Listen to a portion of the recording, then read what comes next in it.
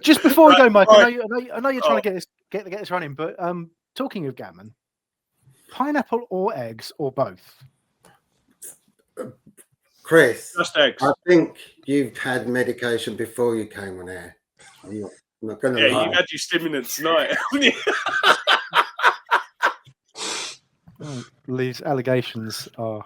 I have had 60 milligrams of methylate through the course of today. Yes, but it's the only way I can get anything done. Right.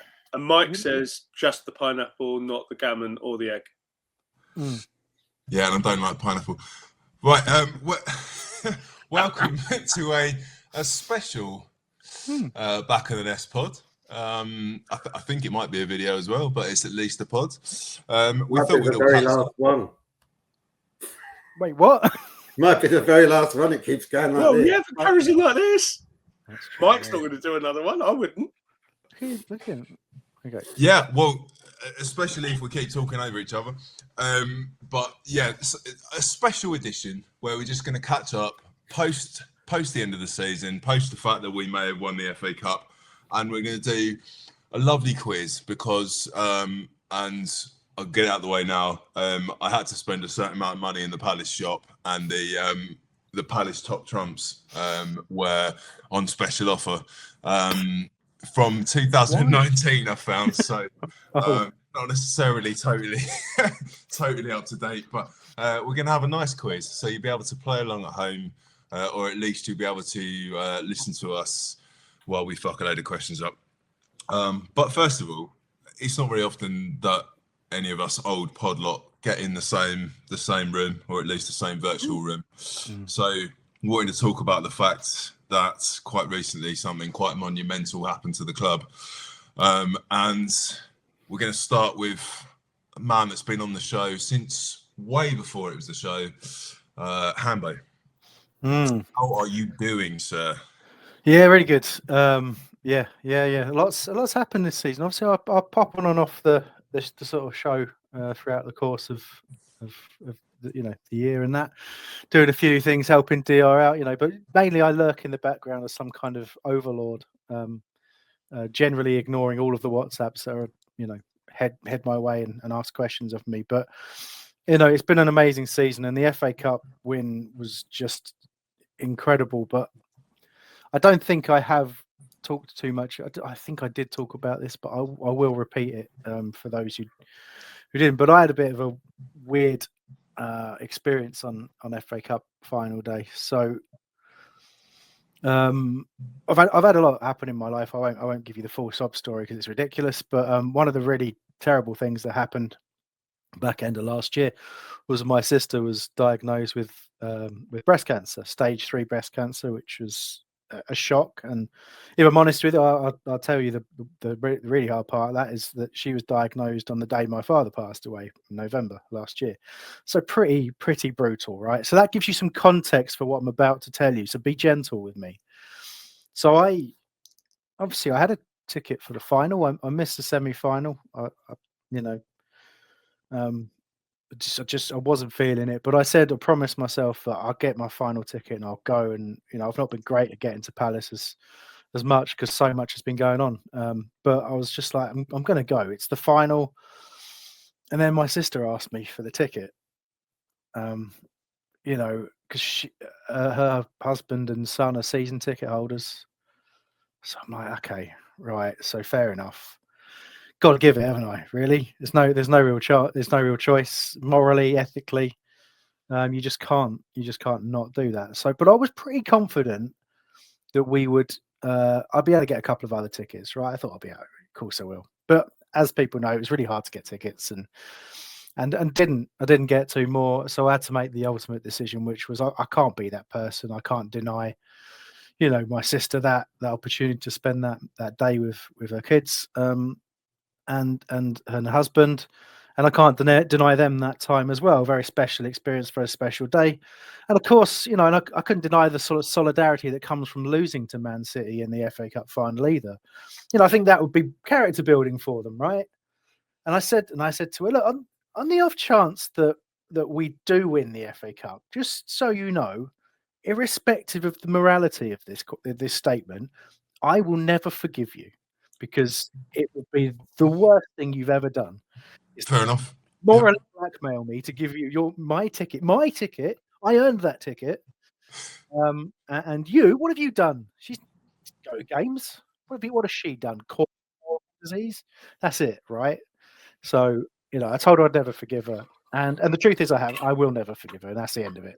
So difficult day, and I also was at the tip when someone kindly offered a couple of Club Wembley tickets as well, because I was obviously sulking, just moved house as well, so I thought I'll just go down the tip, get rid of a bunch of stuff.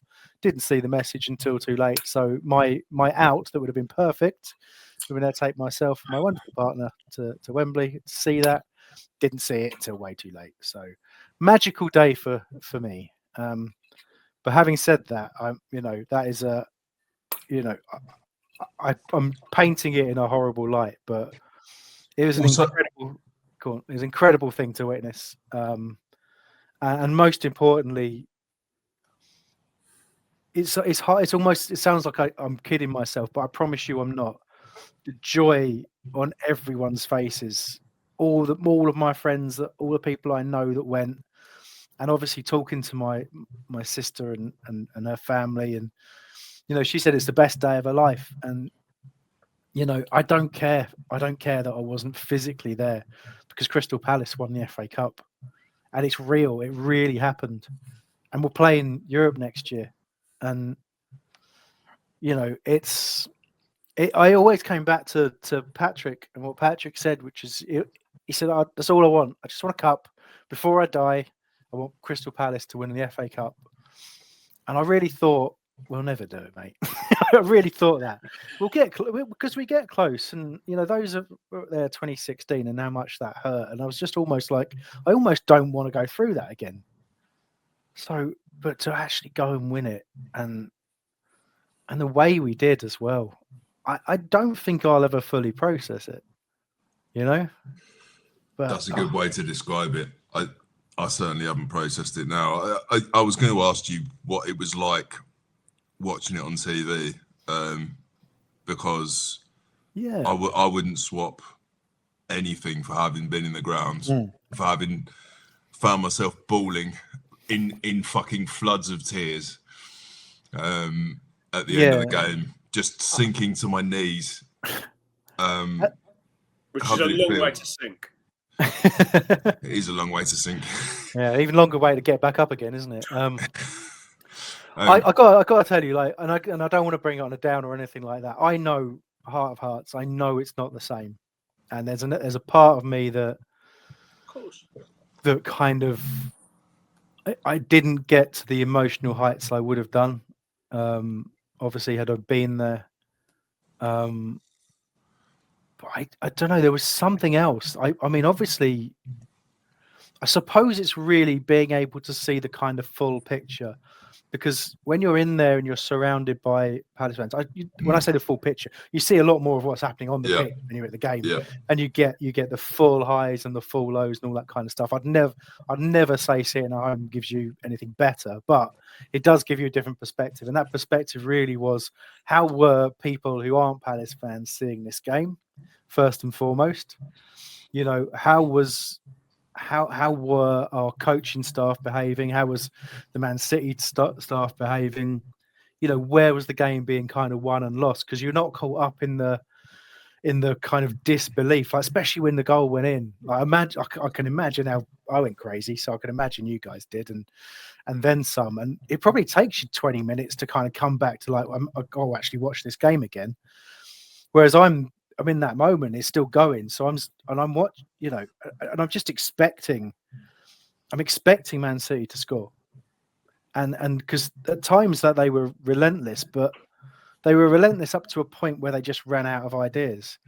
And I got to say, it's when the second half started, I could tell that we were going to win the game, because there was just something about it. There was an intensity there from Man City to respond, but the whole Palace team and everybody who came on and the attitude, it just exuded that this is our cup.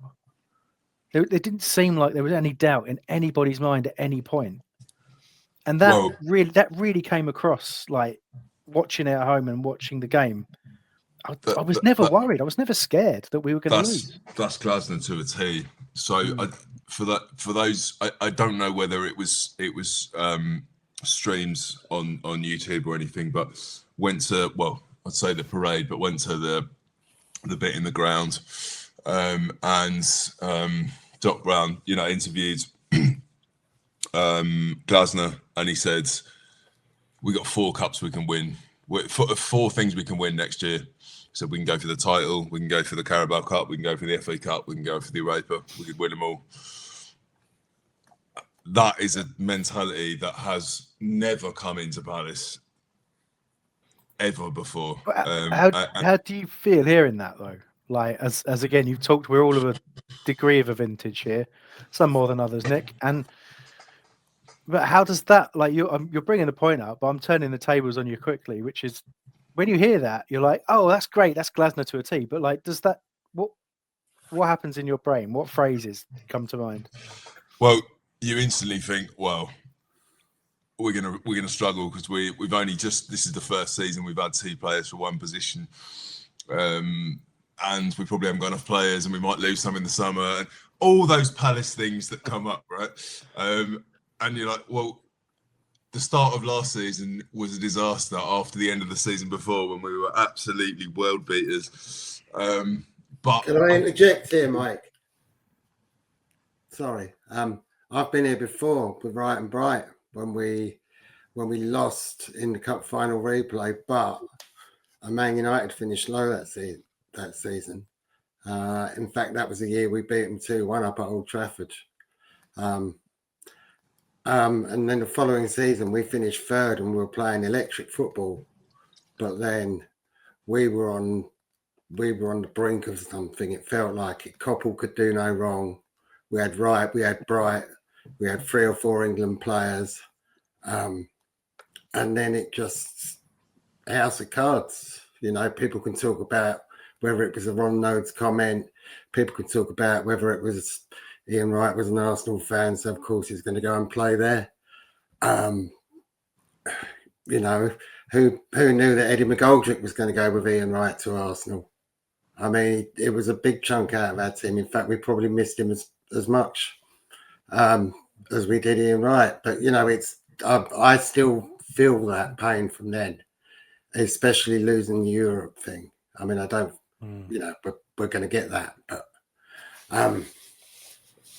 Yeah, 22 years, 32 years late. Europe, wasn't it? Imagine finishing 3rd and not getting into Europe when you can finish 17th and be in the Champions League. Amazing, isn't it? But Mike, I don't know if you fully answered my question, and Chris probably wants to speak at some point, I reckon. He's making a lot of excellent expressions. Oh, I was about to ask him about his day at Wembley. So I'll finish answering that question. Yeah, it's the classic Palace pure terror of good things don't happen to us, but good things do happen to us. So I'm willing to believe, and there are managers that care about cups, and I think he's proved that. And so I don't know what to think about it, but I will take him for his word. I think the only thing that concerns me is how many of the players we can keep over the summer, really. Yeah. What did you expect me to answer to that? Well, similar to what you said, I think, and to be fair, Nick's point was a good one. But I think it's so. Like, what comes to mind for me is the much used in lots of different contexts. Careful what you wish for, and but I'm kind of on board with what you were getting at, which is it feels different now. Like before, it was a case of be careful what you wish for, because it would be fans saying, "Well, we won this. What have we got to fear? We should buy all these players. We should do this. We do this." But it's not, and you'd have a manager tempering people's expectations, and you'd have the board talking about, well, it's really hard to run a football club. That next season's going to be really tough.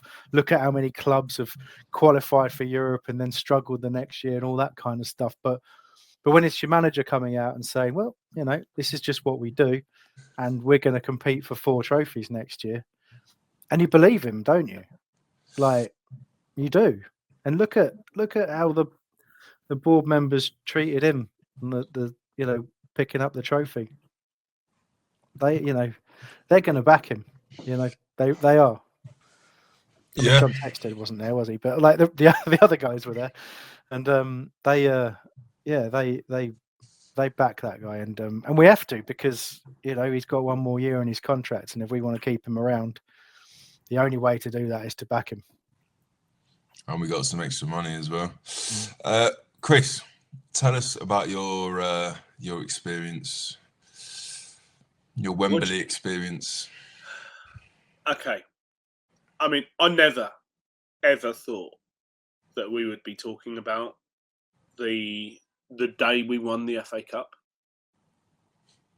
I paused to give it that gravitas, because it's that important. It's that momentous an occasion for our club and for so many individuals who've lived and breathed and wept for our football club and for our community for decades. I hugged so many people on the day that happened, especially around the ground after the whistle had gone. I will never be able to communicate what that felt like. Even now, it's 2 weeks later, I'm still getting emotional thinking about it. Hugging men I'd never met. And there was an element of wordless communication, but also there was a slight element of the necessary worded communication first, of hello, I'm not a weirdo, and bring it in. And there was a guy behind me. It's important for people listening that, Chris obviously needs to go in and make that clear to anyone that he's about to hug. Obviously, so it's important stuff.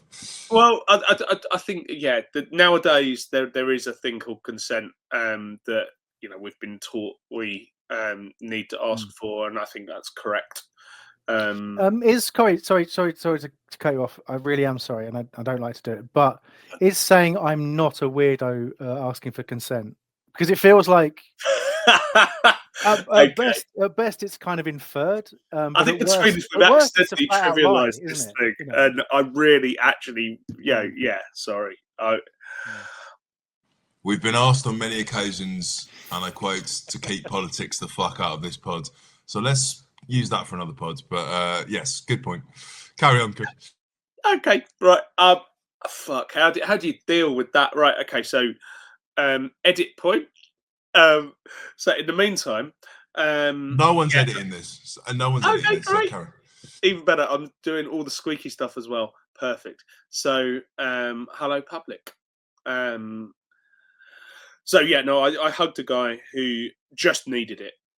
You could see that, like me, he was bereft because he could not believe what was happening in front of him. I don't know who he was. I don't know his name. I don't know his story. I don't need to. I needed that hug as much as he did. And I'd had hugs from people who loved me and people who knew me and knew my story. And the emotion's coming back again, because that's what this means to so many of us. And I'm not going to apologise to anyone who's listening who's annoyed by hearing a man in his 40s crying over a Tim Pot cup if they want to be so dismissive, because we all understand what that meant. This was everything. Chris said earlier, I'd said this before, if we could ever win the FA Cup in my lifetime, I could die happy. I've said exactly those words. And it's still true. And I don't think anyone listening is possibly going to not related to that, so that's all good. And just to give just a bit of support to Chris there as well. Again, there's no shame in being emotional about it as well. And there's lots of different reasons that people get emotional about football. And look, we've all been there. We've been emotional when we thought we were going to lose our club. We've been emotional when, we were beaten 3-0 at the Amex by Brighton when they briefly had us on the ropes. And we've been emotional for many, many more times when we've embarrassed that lot. And I remember crying at Wembley in the playoff final, and I don't think there were any tears in 2016, but I only saw Jesse Lingard's goal the other day replayed for the first time because I wasn't paying enough attention to avoid it. So those and I've struck that out of my life. But so there's absolutely nothing, like everybody I know, like so many people I know, and I'm not naming names, of just all they've been talking about is the fact that they've just become emotional wrecks.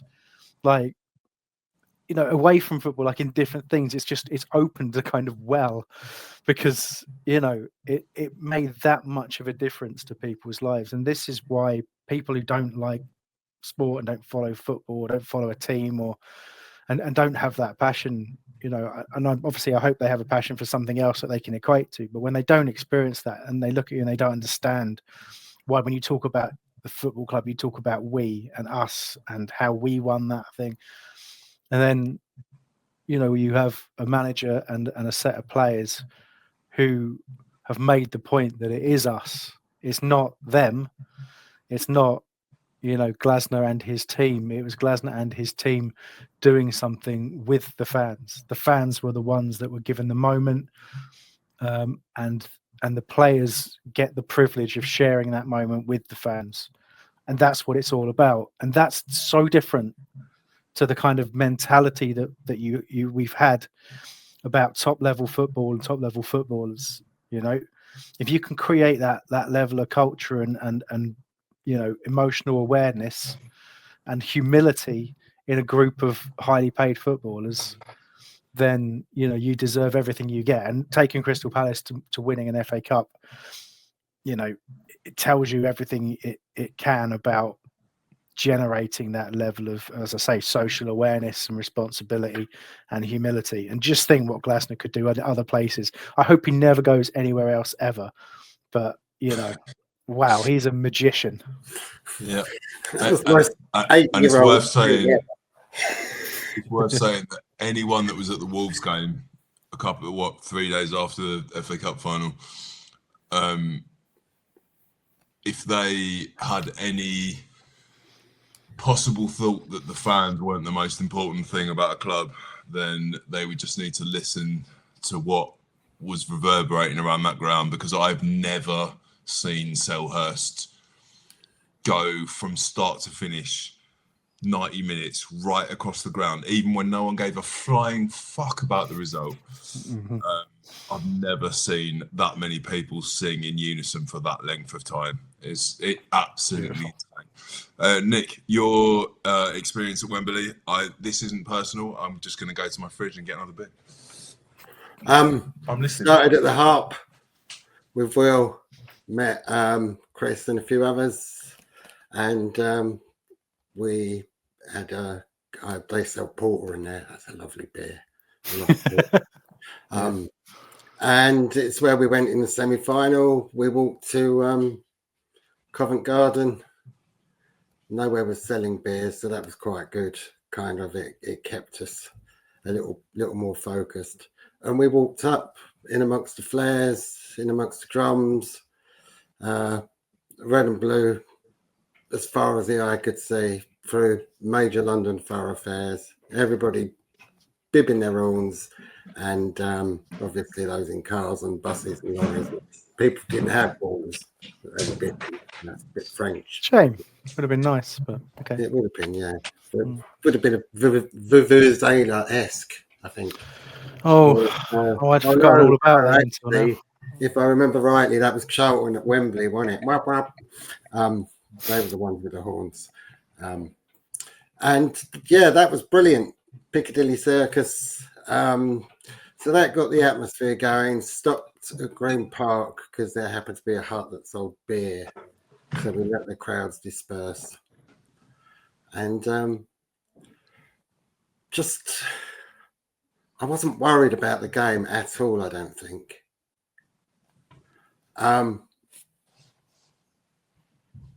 Like that, Chris. Oh, great. That worked really well for the listening audience at home. We have a little chat to try and manage the conversation so that you don't interrupt or talk over other people. And I said, how does one raise one's hand? And Nick helpfully mimed me raising a hand.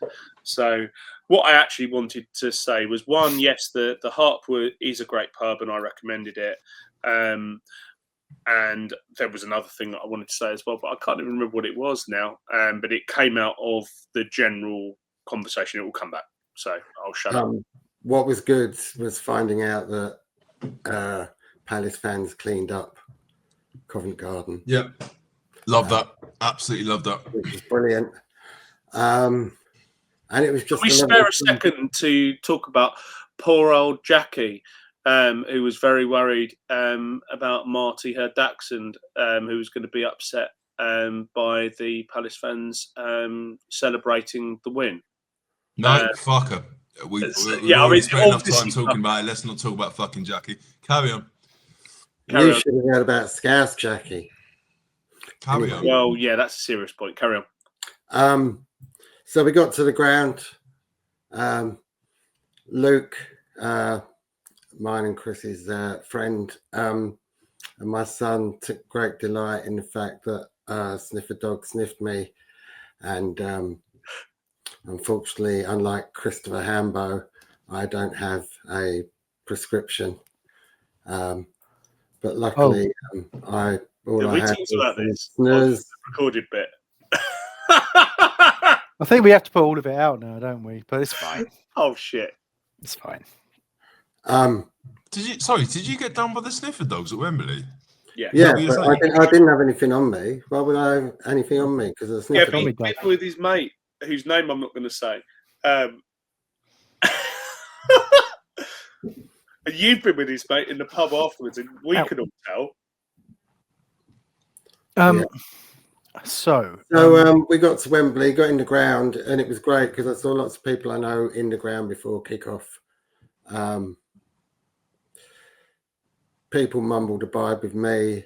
It was a bit chaotic being under the tifo, and I didn't really find out what that was all about till I got home, but that was a nice touch.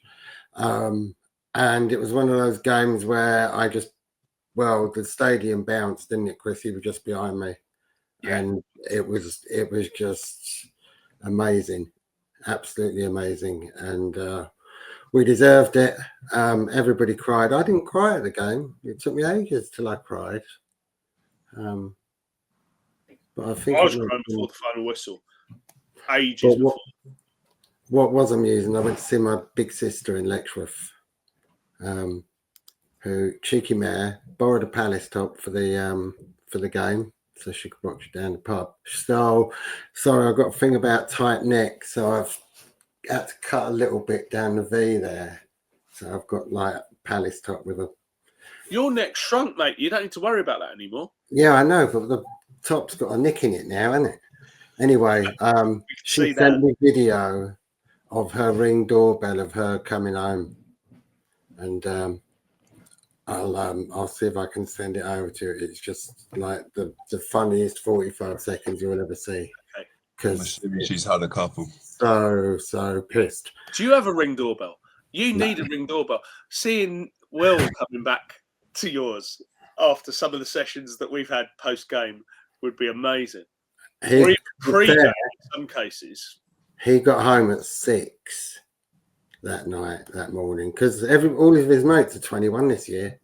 Yeah. So there's lots of 21st birthday celebrations. Yeah, they like to disturb the rest of you cooking in the morning, don't they? When you're still in bed. Yeah. Wake you up. Yeah. Don't even cook anything for us. Right, have we got a quiz here, Mike? Was it the League Fulham game or the Cup Fulham game that he missed? It was the League game, wasn't it? It was the League game because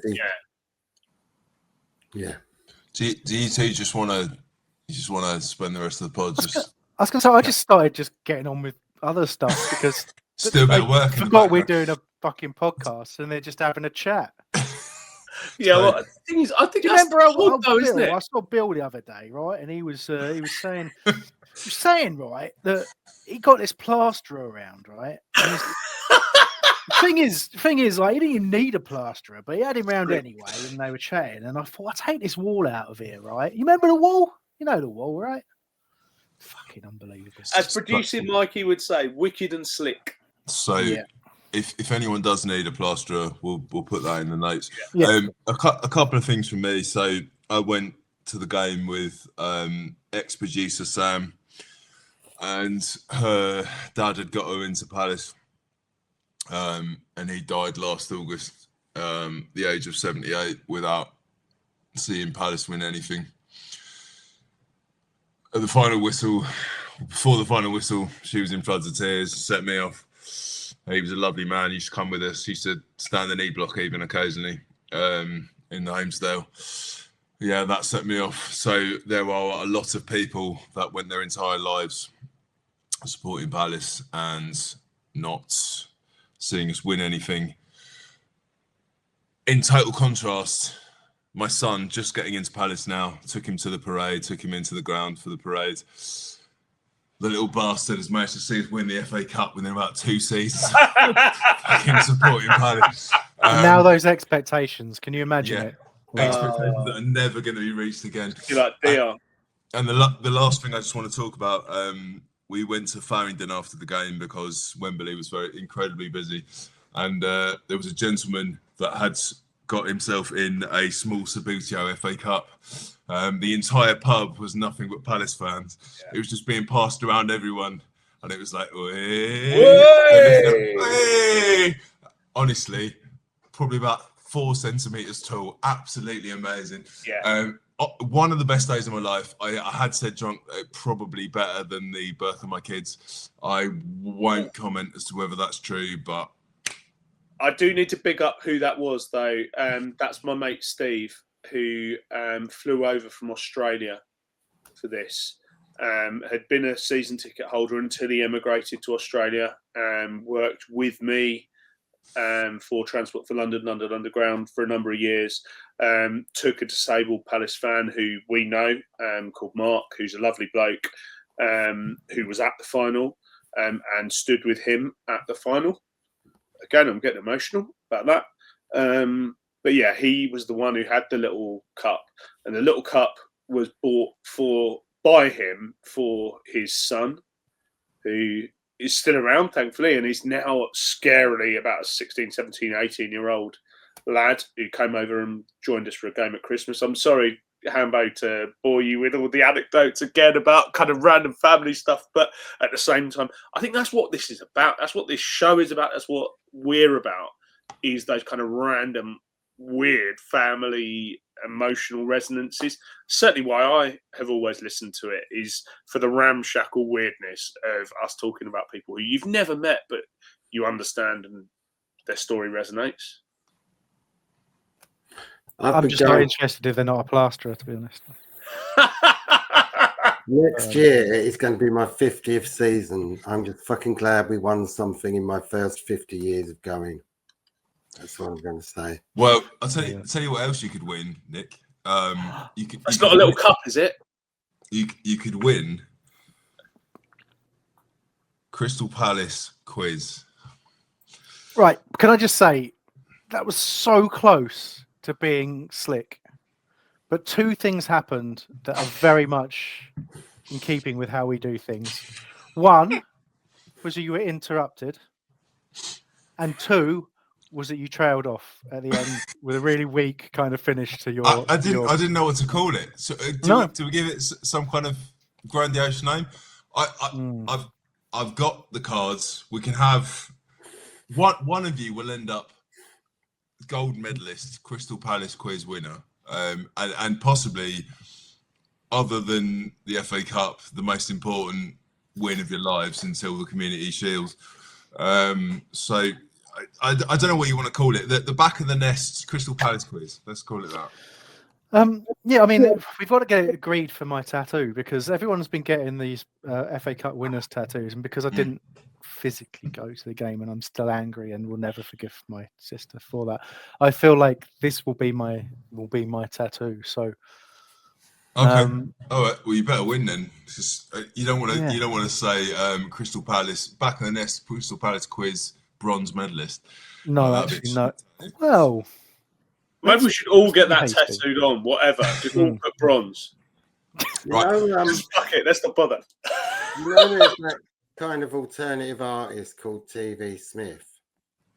Yes. Well, I do, but I doubt the vast majority of. Do you think we could listen get to the pod will. away with calling Hambo TV Hambling from now on because he wasn't at the FA Cup final, or is that just really mean?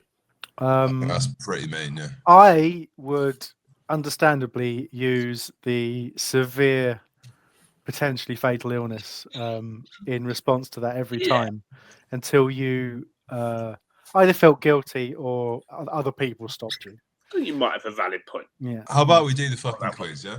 Yeah, let's do the Fine. So there are a number of categories that this particular sale item on the Crystal Palace shop has given us. So cup runs, players, managers, internationals, history, various other stuff. I'm going to ask you all one question for each round, and then for the last round, I'm going to ask you to choose whatever category you want. The winner gets, I don't know what the winner gets. Some kind of just generally just a bit of love, probably. Fair at the Cronks bar next year. All right, okay. So a free pint from Chris if he happens to be in the Homesdale, unless he wins.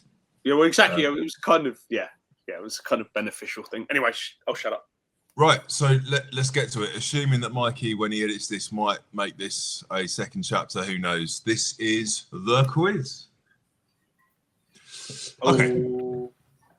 First category, I've chosen cup runs for obvious reasons. But bear in mind that these cards are from 2019, so at this point we hadn't actually won anything, but we had lost in the final. So I'm going to ask you twice. I'm going to ask you all one question for each round. I've got an Excel. Well, it's not Excel. It's LibreOffice because I'm not going to pay for Excel. I'm going to make a note of all of your scores. So it's totally fair. There's no cheating going on. I'll put Hambo first in the list. Are you okay to go first, Hambo? I am, yeah, and I'm just checking that you're going to give any kind of a sort of time limit, so we can't Google the or even use AI to answer the questions. There's a couple of things about this. Firstly, I'd warned you about this before, so anyone could have ordered the questions and gone through it and bought them on the Crystal Palace shop. Secondly, you could just look at the answers, but I've seen you all. I have got them shrink wrapped over there, but I've never opened them because I intended to take them on a holiday with friends, which ironically I'm doing in a couple of weeks' time. But I now don't need to take this because you can take this. Now it seems like you're protesting too much. Yeah.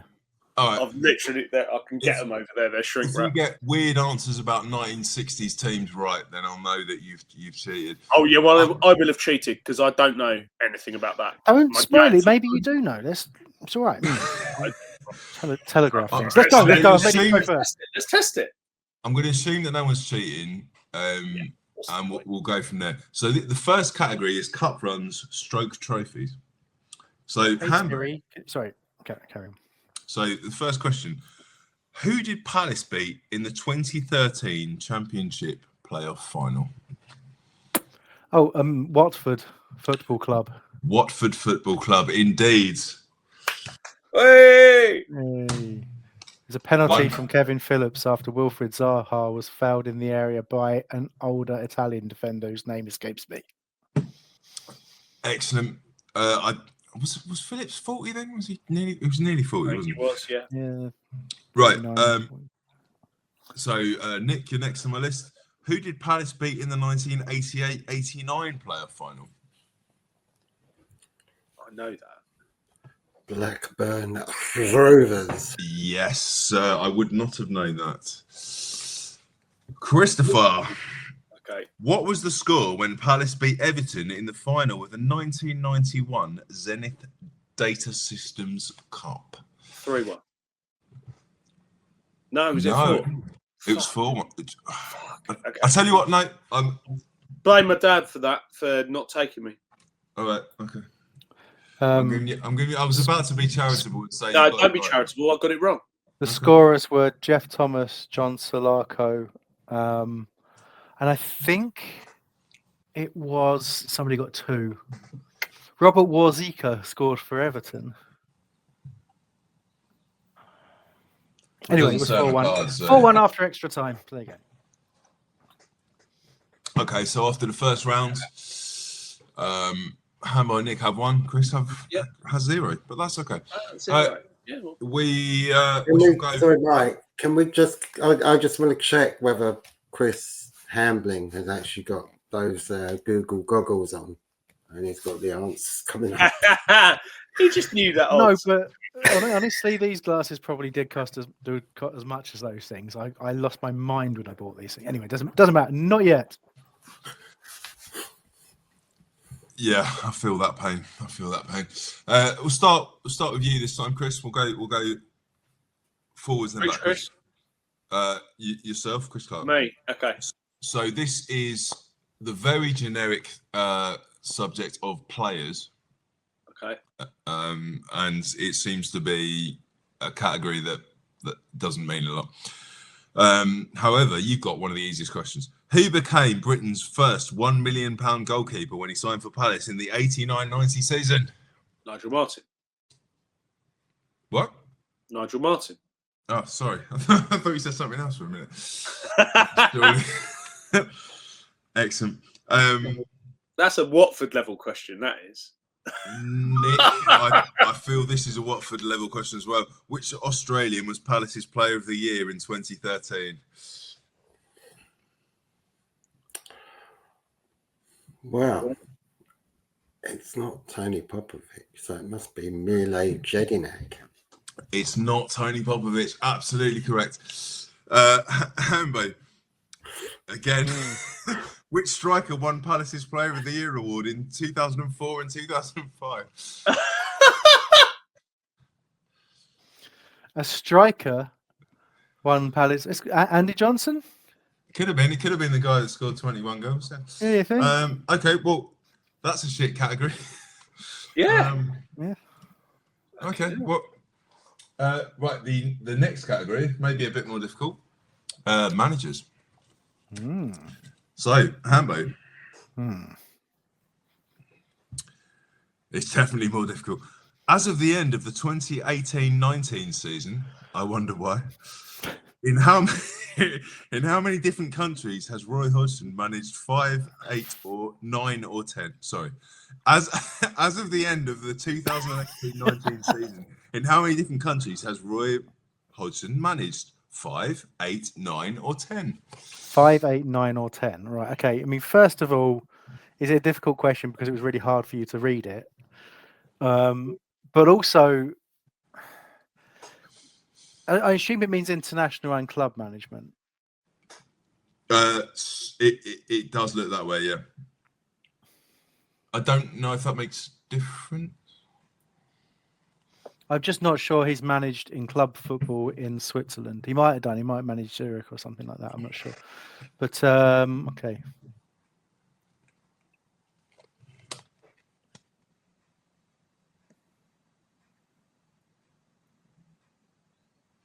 Was the options 5, 8, 9, or 10? Yep. 8. Well done, sir. There you go. 8 is indeed the answer. Doesn't tell me who it is, which is fucking useless, but it is 8. Shocking, isn't it? Assuming he hasn't gone on to manage in another country since, I don't think he has. Don't rule it out. Is Watford another country? Might be. Well, indeed. Nick, which Italian side did Roy Hodgson manage in the 1990s?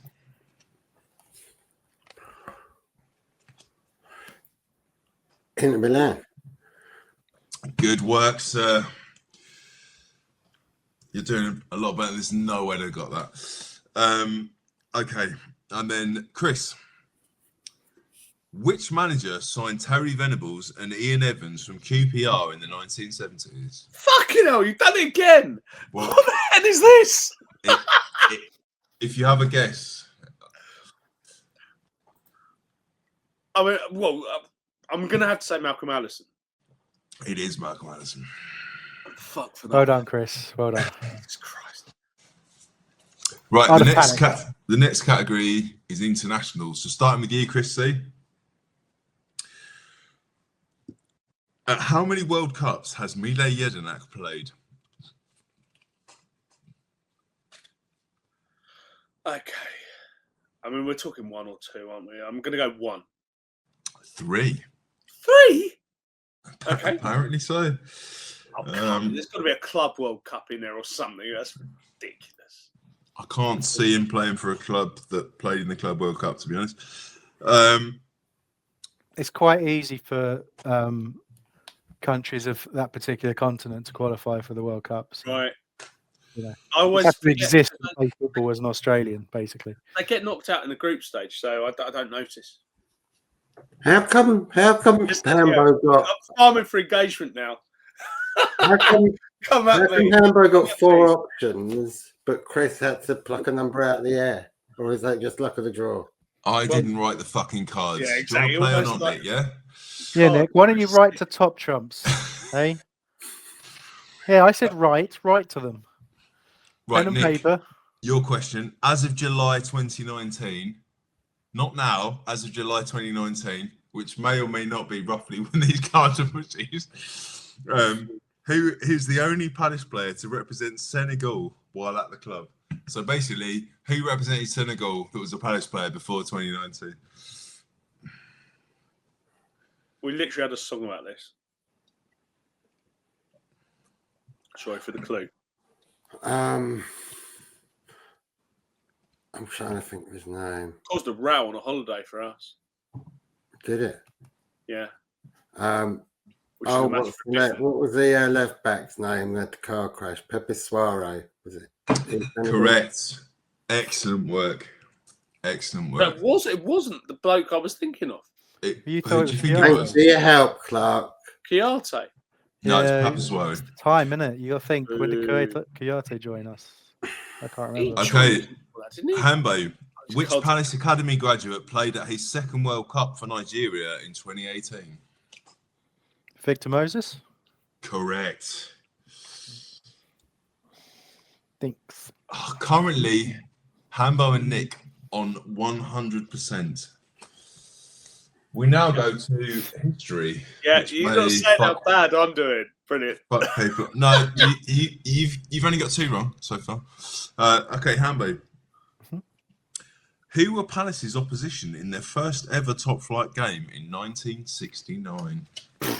Oh, it's unfair because Nick was alive. Yeah, Nick was there, obviously, along with along with Patrick.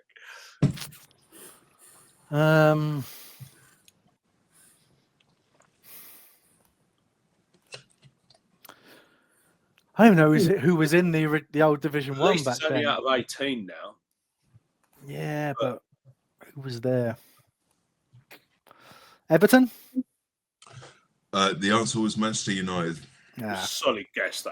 I mean, Yeah, at least that is just nothing more than a guess. What about a 1 in 10 guess, isn't it? Okay, so Nick, in which season in the 1970s did Palace celebrate promotion back to the top flight?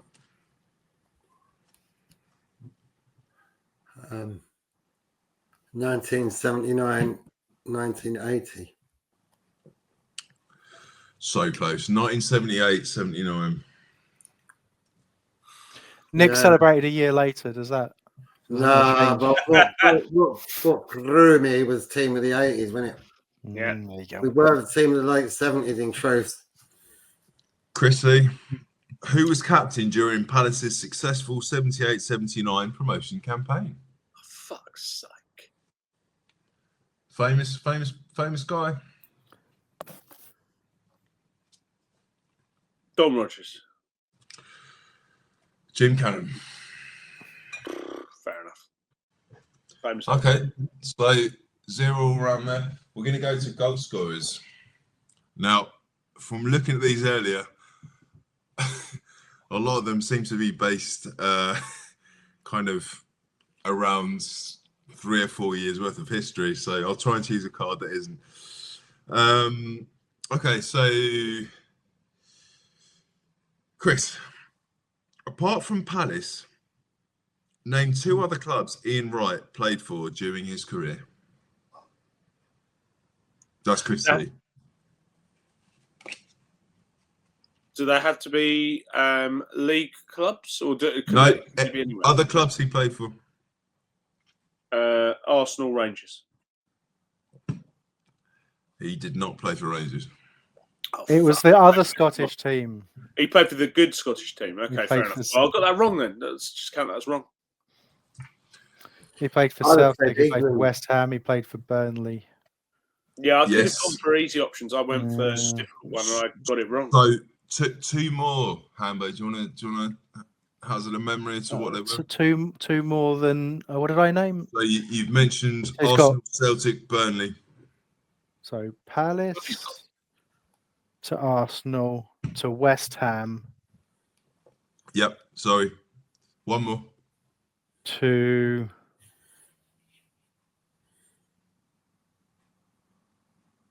I said Celtic and Burnley. So there's one more in there, is there? There is. Is it before or after? Is it like MK Dons or something ridiculous? No, it's a team currently in the Premier League. Really? Why have I struck that from my brain? Red shirts. Red shirts, you say? Mm-hmm.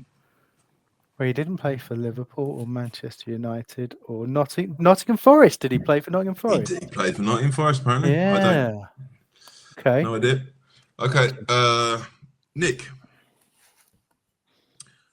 Of Andrew Johnson's 21 Premier League goals in the 2004-2005 season, how many were penalties? 10, 11, or 12? Oh, God. 12. 11. That's that's fucking ridiculous. That's Apologies for that question. question. And then, Hambo, who were the opponents He's for stormed Andy off. Johnson's? Just to be really clear for listeners. He needed a Nick's wee not. anyway, so it's fine. Fair enough. Sorry, please ask the question again because I have not heard it. Yeah, Who were the opponents for Andy Johnson's 2 hat-tricks in back-to-back games in 2002? Oh, well, wasn't one Brighton, It was indeed. and the other. Oh, I should know this. Is it Stoke? It was Walsall. Walsall, of course it was. Sorry, Stoke was the 6-1 where Routledge scored. It doesn't matter. I got it wrong. Right, not we're now going to in go to questions on the stadium, which is interesting. I don't know how they got this many cards out of it. Hambo, so in which decade was the lower half of the Arthur Waite stand converted to an all-seater? Oh, wow. Hang on, the lower half of the Arthur Waite. All-seater. Number half. I mean, a decade. It's got to be Yep. the 90s. It was the 1980s. Was it? Doesn't say the year, which is fucking useless. I'm amazed we did that before we had to when the Premier League came in. And I'm beginning to think the top bit might be a misnomer on this game, just as an observation. So just think it's Trump. Yeah. All right. Nick, against which Yorkshire club did Palace record their highest FA Cup attendance? Against which, what, sorry? Yorkshire club. Highest FA Cup attendance.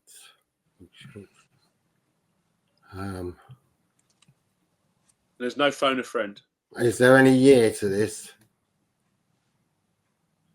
No. I mean, it happened in a year, if that helps you. Yeah, It's is their it highest home or away? attendance. Is it home or away? Are we talking at Selhurst or are we talking home or There's away? more it's information. It's got to be a home game, isn't it? It's a team from Yorkshire, so just take a fucking guess. That's right. Okay, team from Yorkshire. Huddersfield. Sheffield Wednesday. It was Leeds United. Leeds. It's obvious. Yeah, it's going to be Leeds. Chris, which football club became temporary tenants of Selhurst Park in 1991? Wimbledon. Yes. That seems Was it- much easier than the other questions. What- Just What's it's that in done. 19 last. What's that in 1991? Yeah. It feels weird, doesn't it? But I thought. Right, I'm just trying to remember because I was at games where we played Wimbledon. me too. I'm looking this up now. Yeah, I think we're allowed to Google this because we're between Yeah. rounds. We don't. I don't. Go I'm. get some gin or some tonic to go with the gin. I've got the gin here. Oh, geez. tell Did you me. know it was? Did you know it was 12 years they were at Selhurst Park? I thought it was like 4. Oh, I blocked a lot of that out of my memory. Sorry for doubting you, Top Trumps / Mike. Definitely don't go with me. I'd assume that was way too early, but yeah, fair enough. I'll tell you what, as the others are getting a drink, we'll I'm go not far to away. you. But yeah, go Hambo. All right, we'll go Hambo first. So this is the subject of top flight. So this is definitely very much the 2010s era. So who scored an own goal for Chelsea in Palace's 2-1 win in October 2017, which I think is, I assume is that game where we hadn't won. Basically, we were 0 points after 7 games. Wasn't it a certain Jonathan Terry? It was, I can't pronounce his name. Cesar. Oh, Cesar Azpilicueta. Yeah, I was way out. Bad times. Nick. Oh, I remember this. This is probably my favourite goal since we've been back in the Premier League. Who scored the last-minute equaliser for Palace in the 2-2 draw with West Ham in October 2017? Have a think while I get there. Can't believe how much thinking time you've got because he's left the room. It's ridiculous. I haven't got a clue, so it's going to have to be a stab in the dark. Benteke. It was Wilfried Zaha. So that was the day. It was 2-1. It was 97 minutes or something ridiculous. West Ham decided to not keep it down by our end. Mikel Antonio. Indeed. They lost to the ball. Zaha scored one of the best goals he's ever scored. We drew. Okay. I won a signed shirt off the back of that game as well. There was one of those kind of random little surveys that you filled in. Like, how did you get to the game?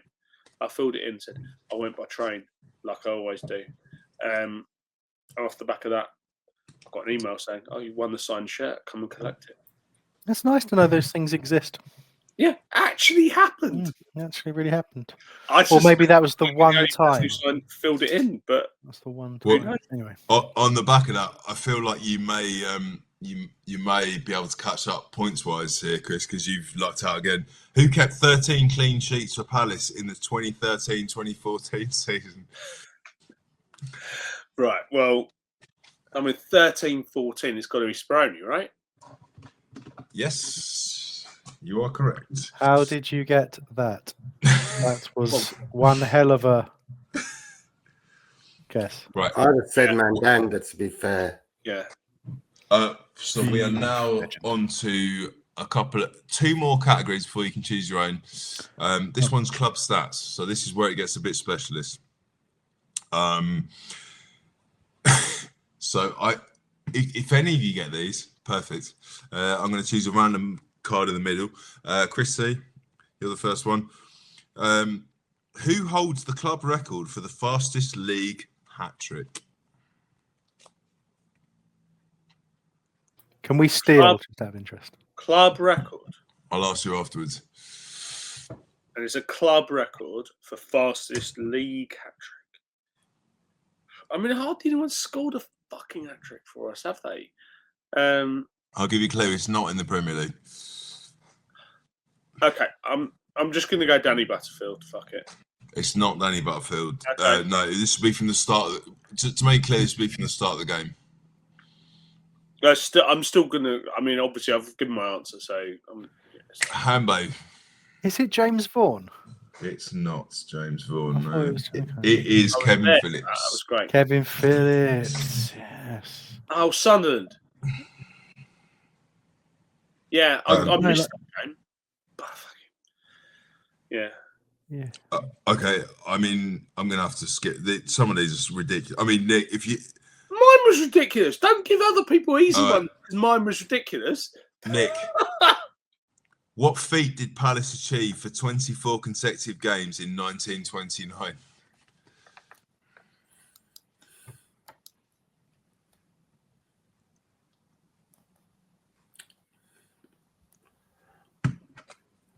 They drew. Sorry. You think they drew for 24 consecutive games? That was a 29. They scored in 24 consecutive games. Yeah, I was going to say Hodgson was not in charge at the time. No, Are you sure? he was managing the team in Norway at the time. Mm. That's where he got his ideas from, watching that. And Hambo, there's no options here, but in which Cool. season did Palace set a club record for most league goals? Most league goals, so it could have been any division. Yep.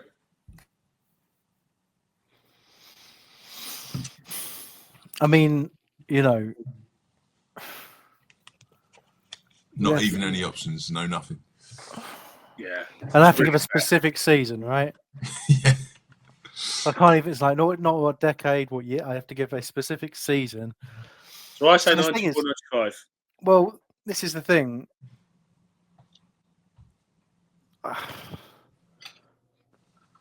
You kind of want to aim for that period of, you know, in lower leagues where you've got 46 games a season, or potentially old Division 1. You got, but then, you know, was it like the 50s that we beat Barrow 9-0? That'd be a good season to pick.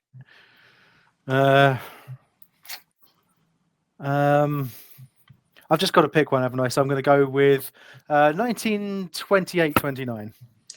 Unfortunately not. Was Chris right with 94-95? No, 1960-61. Oh, there you go. Yeah. Random shit. Cool. Those are very hard questions, aren't they?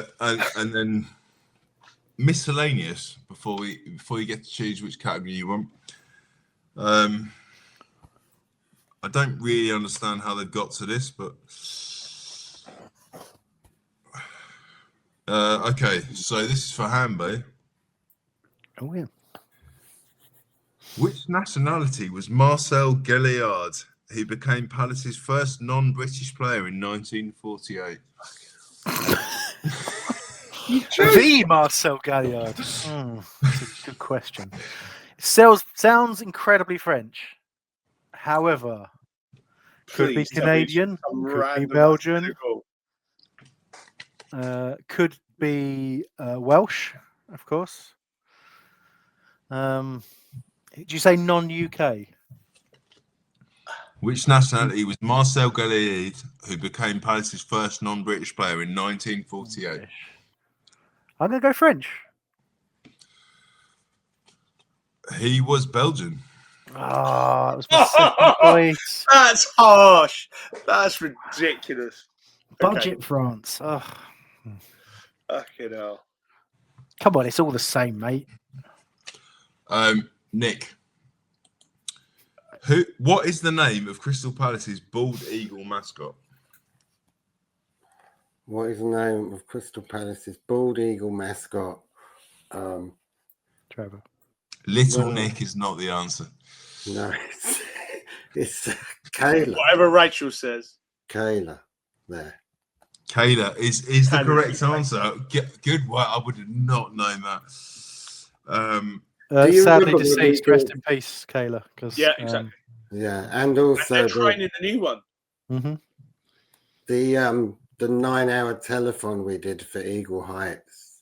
that drove me into some sort of weird delirium by the It was end of it brilliant. all. Do you remember that, I listened to Hambo? all of that.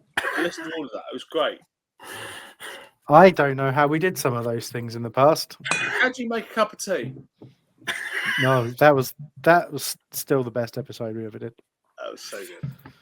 Right, and the last question from a subject you don't get to choose is for Chris. Who became Palace's club record sale in January 2013? In January 2013. And it was a sale. Fucking hell. Is this really obvious and I'm forgetting it? It's almost obvious, but it isn't for certain reasons. Okay. Wilf Zaha. Yes. Okay. So Great shout. at this point, let me just add them up. So Hambo is on 4 points. Nick is on 5 points. And Chris is on 5 points. So the your choice is worth 2. It's worth double. How the hell does it work that I'm anywhere near competition? I feel like I've got loads wrong. I've been sabotaged. The guesswork stuff towards the end, you've done better than everyone else. So your choice is worth 2 points, and you can choose from cup runs, players, managers, or internationals. So I will start with Hambo. Which of those would you like to go with? Oh, I mean, I've immensely enjoyed them all, Mike. It's hard to choose. Do you know what? Managers is fun, isn't it? Let's go with managers. All right. Do you ever kind of refer a question, like, pass it on to someone who obviously knows it, but everyone else doesn't? Only for the good of the listeners. I reckon this might help you. Who replaced Dougie Freedman as Palace manager in the 2012-2013 season, Hambo? Oh, I'm having a moment here because you know who it is. Why am I having this moment? Because it's Ian Holloway.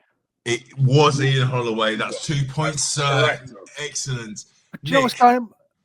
Sorry, just what was going on in my head was I can't even remember his name. Paul Hart. Paul Hart, who Dougie assisted, wasn't it? I was just mad for a second. I'm all right. I'm gonna go away. Well, you got it right. So yeah, you've got it, and you've gone into the lead. Nick, cup runs, players, managers, or internationals? Managers. Don't know why you're both choosing the most difficult subjects. It's going to get difficult. That last one wasn't. Actually, before you ask this question, what's the age range on the front of? You're not changing it. You've chosen now. 5+? You've had the easy one. You're getting absolutely fucked now. Nick, You're getting who led Palace to a top half? That's what you've chosen. Who led Palace to a top half finish in the Premier League in the 2014-15 season? Oh, you've got an easy one. Okay.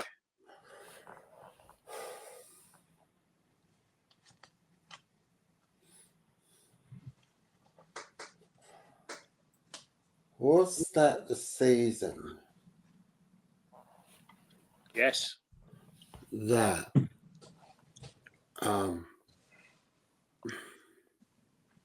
Tony Pulis got us out the shit and then left us in the shit. Tony Pulis. Are we referring this for bonus points to other people? Right. So think about what you just said. This has to be the person that finished the season. Hang on, are we helping people? No, because he just said Tony Pulis. Are we doing clues? He's giving an answer. No, it's not Tony Pulis. Right. It's Alan Pardew. Is there an option to go no? This has been asked and answered, Christopher. The answer is we can pass it over, but not for points. Okay. It's Alan Pardew. Yeah, it's King Alan. Silver Fox himself. I've wiped him out of my memory, apart from when he put the ball in. Doing this, Can I just check something, Chris? I had assumed you were drinking water. No, No. I told you I went to get more tonic. Mm. Right. So I'm still sober, I promise you. But there cannot be. there's also a gin, and it's not Finton's. Sorry. Oh, There cannot be a tiebreaker from my working out because Chris was 1 point ahead of Hambo. Hambo got 2 points there. So this is a proper penalty shootout. Hambo will win if Chris doesn't get the answer. Oh no! the pressure. Win. So, Chris, cup runs, players, managers, or internationals? Players. Players. Okay. I was hoping. Why wasn't club records a possible category there? I think Chris would have gone for that, right? There's way less cards of them. Oh, okay. Okay, Chris, for the win. Yeah, I can see your face. I'm so fucked on that. So, which player in 1960 did this? No, not at all. So, who did Palace sign for £13 million in the summer of 2016? Oh God, 2016, 13 million. To be fair, that's now quite a long time ago.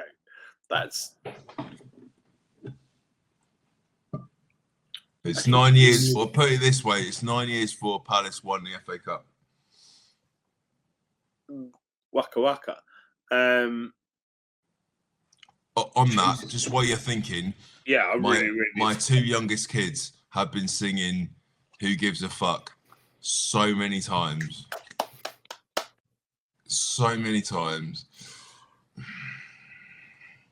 It's the only swear word I've allowed in the house to just happen. It's for the right reasons. Nobody judges It is you. for the right reasons. Yeah, It's for the right reasons.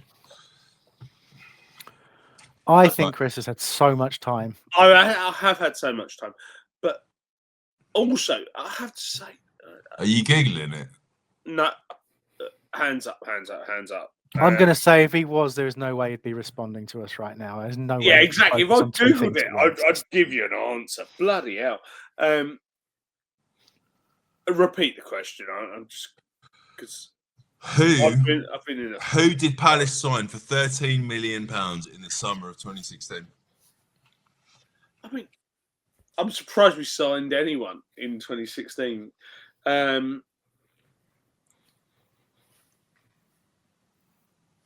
Okay, I'm gonna go brave. I don't think I'm summer of 2016.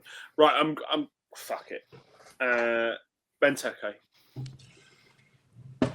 Incorrect. Hambo's the winner. It's Andrews Townsend. Can I? Andrews Townsend. Wow. Yeah, Okay. I was going to say, can I showboat by saying Andrews Townsend, but I can't. I'm glad you knew that. No, I don't. Much like Palace won the FA Cup, Hambo has won the inaugural Back of the Nest Palace quiz. I'm on the screen. So proud. It's. I mean, I know Chris is crying again, but this is too much for him. If Nick currently had feelings, he would cry, but it's very late. Zoned out. I believe he has been indulging. I don't know in what in. The face does tell a story, but I won't want to speculate. Not this. Not when I want to speak. Not now. Utterly embroiled in the Giro d'Italia. And it was so exciting yesterday watching Simon Yates come from a minute and a half behind to win by 3 minutes. Okay, Nick, you're ruining my winning acceptance speech. Sorry, carry on. So come on. And I'd like. Is this inaugural quiz? Does it only happen when Palace wins something? So the next one might be the Charity Shield, or it might be in 20 years. We can't leave it too long because the card's from 2019. So That would be like proper top Trump. Do it in 21-19. Well, when we win the fucking fictional petrol cup. There's been too much swearing and too much nonsense on this show today, and I can't believe us sitting here as adults. We are adult men. Who have, we've known each other a long time now, and I don't need to hear foul language from any of you. What about our listeners? What about them? What about the Our children? listeners love Chris, it. have you ever thought about the children? No, I Hambo. can't even ask that question anymore. We've just Hambo. learned about the children. They're singing about the fucking cup. They're loving it. You Ambo, it's watchers, it's viewers. We've moved on. It's not watchers, it's listeners viewers. anymore. We've moved on. Yeah, I mean, at best, it's watcher and viewer, isn't it? Yeah, if anyone's made it this far, Hey, waka waka, Absolutely. hey, it's us again. Who gives a fuck? We won So- the FA Cup.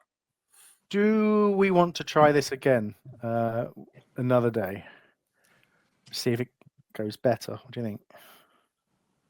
I'd say let's see what the listeners think. I think the listeners will like this. You think? Yeah. Well, I mean, I trailed off from my winner's speech, so but No, mate. Sorry. it's fine. let's It's fine. start. It's fine. let's wrap it up here. Hambo's the victor.